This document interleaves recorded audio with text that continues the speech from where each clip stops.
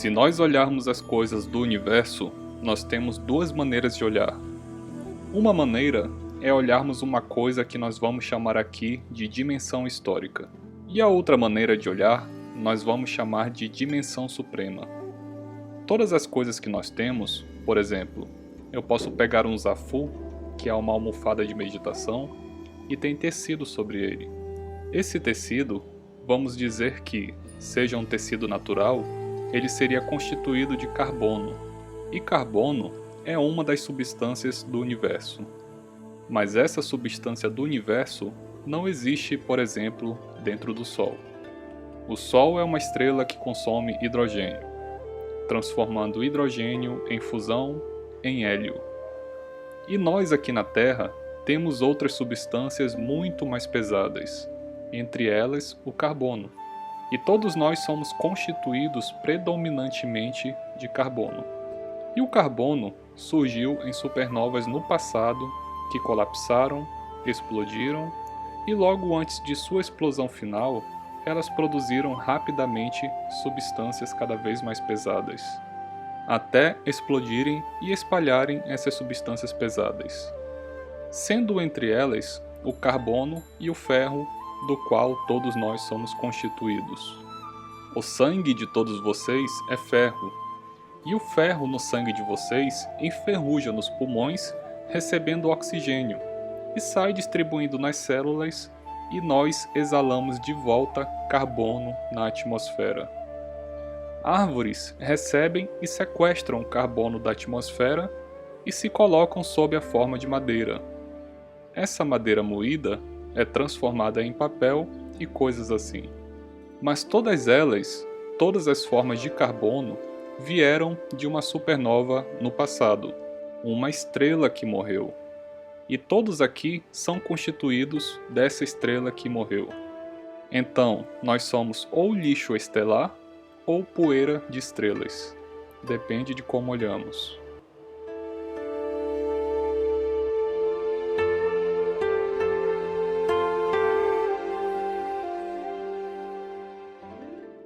Esta história do carbono, mesmo que tenha bilhões de anos, é uma história na dimensão histórica. Ela começou e terminou. Houve um momento em que a energia se organizou sob forma de átomos de carbono. Esses átomos de carbono demoraram bilhões de anos para estarem aqui constituindo nossos corpos. Nós estamos aqui, nós vamos morrer e o carbono continua espalhado. Nós, por exemplo, somos cremados e pegamos o carbono e jogamos na terra ou jogamos no mar. E ele de novo vai surgir sobre outra forma. Toda a energia do universo constante não muda. A energia do universo se dispersa, mas ela é constante. A primeira lei da termodinâmica é a conservação da energia. Se nós olharmos a energia do universo, a energia sempre esteve ali. E a energia constituiu os átomos. E os átomos se organizaram sob múltiplas formas que se juntaram em planetas. Por algum motivo, há um impulso de complexidade que faz surgir vida em determinadas condições muito especiais. Essa vida está aqui e nós nos manifestamos. Porém, nós olhamos para nossas vidas e sofremos extremamente. E foi isso que aconteceu com Shakyamuni Buda. Ele era um príncipe e saiu pela primeira vez de suas fortalezas, e então viu a velhice, a doença e a morte. E isso produziu-lhe grande angústia. Às vezes as pessoas me perguntam, mas como Buda abandonou a família? E eu disse isso hoje de manhã. Buda não abandonou a família. Quem abandonou a família foi um homem angustiado e inquieto chamado Siddhartha Gautama Shakyamuni. Esse homem abandonou mulher e filho, provocou sofrimento neles e nos seus pais. Ele fez isso. E foi para a floresta e queria se libertar porque ele tinha visto uma seta e tinha visto seu rosto sereno e ambicionou aquela serenidade. Quando Shakyamuni foi praticar 6 anos depois, quando ele despertou, neste momento que ele despertou é que ele se chamou Buda. Aí então ele tornou-se um desperto. Essa palavra vem da raiz Bud, em sânscrito, que é o verbo despertar, e Buddha significa aquele que despertou, um homem desperto. Shakyamuni libertou-se do que para despertar? Ele libertou-se da concepção da dimensão histórica. Quando ele olhou, ele viu velhice, doença e a morte. E isso é a dimensão histórica. As coisas começam, evoluem, terminam. E o universo sempre cíclico, sempre subindo e descendo e se modificando, provoca sofrimento, alegria, contentamento. Porque Buda não disse, a vida é sofrimento. Ele disse, a vida é dukkha. E dukkha vem do significado duk. Duk significa em sânscrito eixo. E dukkha significa eixo descentrado. Qual é o trajeto que um eixo descentrado faz? Ele faz assim, uma roda sobe e desce.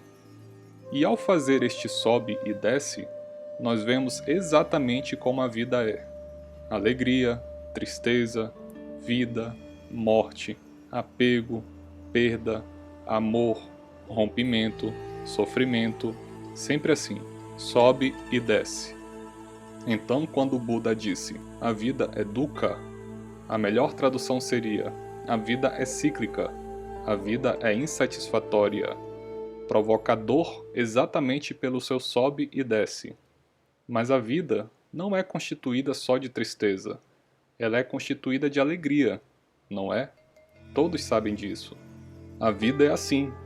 Então, quando as pessoas dizem que o budismo tem uma visão negativa da vida, não estão me entendendo, porque a tradução está errada. Isso é uma culpa que já temos há 200 anos. Traduções erradas, incompletas e insatisfatórias dos textos budistas. E isso ocasionou os problemas que lhe eram de Schopenhauer, da crítica de Nietzsche sobre Schopenhauer. E até nos anos 80, se eu não me engano, de um documento do Vaticano acusando o budismo de ter uma visão negativa da vida. Esta é a leitura primitiva do ensinamento budista, uma leitura incompleta, não correta. Porque a característica do praticante é a alegria, contentamento e felicidade. Não é depressão e sofrimento. Não é isto.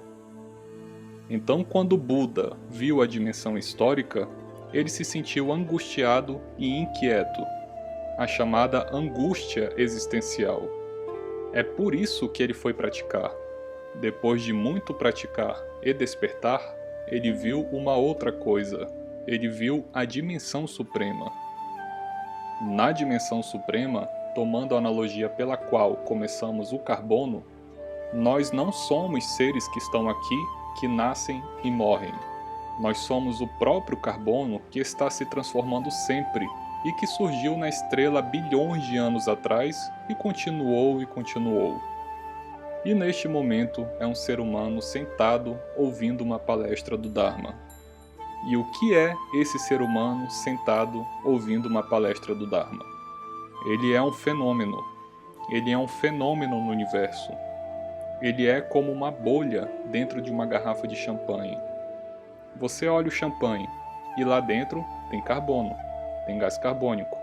Quando você abre a garrafa, as bolhas se formam espontaneamente, porque o carbono se liberta dentro do líquido e a interação entre o carbono e o líquido faz uma bolha. O que é a bolha? A bolha é um ser? Não, ela é um fenômeno. Se você olhar bem atentamente a bolha, tem gás carbônico, tem líquido, e aquele limite entre o gás carbônico e o líquido não é uma película, é só um fenômeno da interação.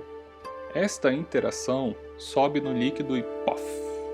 Explode na superfície e libera o gás carbônico. Onde estava a bolha antes do seu surgimento? A bolha é vazia, vazia de um eu. É isso que quer dizer vazio no budismo. Shunya em sânscrito. Emptiness em inglês. Vazio de um eu.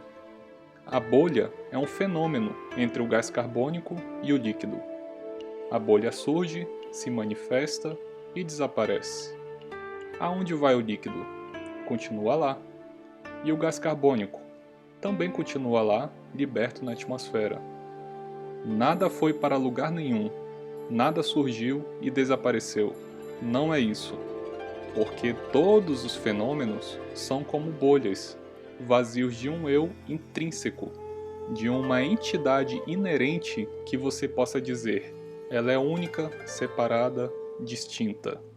E cada um de vocês também é assim, como uma bolha, também surgiu por interações de coisas, DNA, carbono, cálcio, ferro, vida. Nós somos produtos da vida. Surgimos e desaparecemos historicamente. Mas na dimensão suprema, nós nem surgimos nem desaparecemos. Nós estamos lá. É isso que o Sutra do Coração diz. Não há isto, não há aquilo, não há acolá. Ele desmente cada coisa. Não há sensação, não há desaparecimento, não há surgimento, não há. Por que não há? Porque o Sutra do Coração da Sabedoria diz que não há. Porque não há nada que diga que a bolha é uma entidade. Ela é uma interação, e cada um de nós é uma interação. Só existimos mergulhados aqui nessa atmosfera porque para existir precisamos de oxigênio. Para existir, precisamos de alimento que nos dão outros seres vivos. Nós estamos aqui simplesmente nos manifestando, mas dentro de nós não há um eu inerente, intrínseco. Então, o que é esse eu que nós pensamos que somos? O que é esse eu que olha e diz: "Ah, lá está o sensei falando. Estou aqui eu ouvindo separado." Quem é que faz essa separação? Uma mente operando, uma mente que pensa. Então, este eu que nós acreditamos que existe e que somos nós mesmos, não é nada mais do que um produto de uma operação mental. E este sonho é tão intenso e nítido que nos faz acreditar nele. Quando nós acreditamos nele, temos medo da doença, da velhice e da morte. Então, quando Shakyamuni Buda vê a estrela da manhã e desperta, ele desperta de uma ilusão fundamental em primeiro lugar, o meu eu. E por isso ele diz: "Você, meu eu, não me enganará mais. Eu me libertei de você. Você não me enganará mais." Eu, a grande terra e todos os seres nos iluminamos simultaneamente. Porque eu, a grande terra e todos os seres somos uma coisa só, a dimensão suprema. Eu me libertei da ilusão de que eu sou dimensão histórica.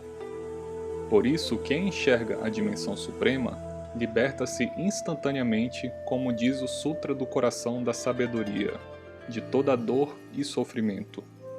Porque, quando vê a sua dimensão suprema, percebe que não é bolha, percebe que ele é gás carbônico, líquido e tudo mais. E, portanto, ele pertence a um universo que está sempre em transformação. O fluxo da própria vida. Nós somos a própria vida. Não somos isso que nós pensamos, esse ser agora. Se você pensar, eu sou esse ser agora que tem um eu, você nasce e morre. E aí está submetido à angústia do sofrimento como Shakyamuni Buda estava antes da iluminação. Quando ele se iluminou, ele se libertou de todo esse sofrimento completamente, porque ele viu com clareza a dimensão suprema. Quando ele viu com clareza a dimensão suprema, cessou a energia que alimentava seu eu, com todas as coisas que levam aos sofrimentos dos seres humanos. O eu, o meu, a minha, as coisas que nós queremos agregar a nós, as perdas, as dores, todas desapareceram. E hoje, antes de eu chegar aqui, eu estava com uma pessoa que está com uma metástase de câncer. E primeiro surgiu o câncer no lugar, depois surgiu nos pulmões e agora surgiu no cérebro. Ela sabe que tem pouco tempo, então me pediu que falasse para os filhos do que estava acontecendo. E eu fiz essa tarefa hoje. É uma tarefa dura, muito difícil. Mas o que eu tentei explicar para ela, olha a dimensão suprema. Você não vai embora. você sempre estará aqui. Não pensa na perda dos filhos, porque no contexto da memória do universo, da consciência, de Alaya Vijnana, que é um conceito que também está presente no Zen, Alaya Vijnana quer dizer depósito de consciência. A manifestação de seus filhos, todas as manifestações da vida e todas as manifestações do universo estão em Alaya Vijnana. Nada está perdido. Não existe nada para ser recuperado. Não existe nenhum desaparecimento, porque você está aqui. Você está em seus filhos e tudo mais. Se consigo enxergar isso, todo o sofrimento de perda pode desaparecer.